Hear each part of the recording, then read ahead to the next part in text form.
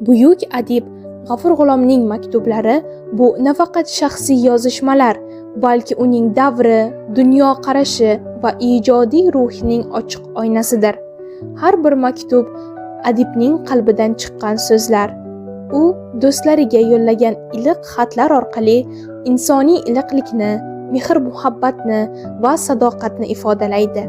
Shu satrlar orqali biz o'sha davr odamlarining hayotini, qadriyatlarini va odatlarini ham ko'ramiz. G'afur G'ulom maktublari orqali o'z davrining muhim voqealarini, adabiyot va madaniyat olamidagi yangiliklarni, shuningdek o'zining ichki dunyosini ham kuzatish mumkin.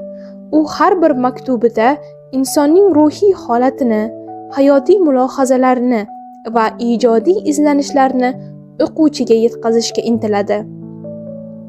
Bu yozishmalarda do'stlar, hamkasblar va shaxsiy tanishlar bilan muloqotning iliqligi, samimiyligi va hurmati aks etgan. Har bir so'z, har bir ibora adibning insoniy qadriyatlariga sodiqligini ko'rsatadi. Maktublar shunchaki yozuv emas, ular davr ruhini, insoniy hissiyotlarni va ijtimoiy hayot tafsilotlarini aks ettiruvchi tirik manbadir. Har bir xat orqali biz G'afur G'ulomning hayotga bo'lgan munosabati, fikrlari va his-tuyg'ularini his qilamiz. Shuningdek, bu maktublar adibning ijodiy jarayoni va fikr dunyosiga ham yaqinlashishga yordam beradi. U qaysi asar ustida ishlagan, qaysi mavzular uni o'ylantirgan, qaysi fikrlar unga ilhom bergan, bularning barchasi maktublarda aks etgan.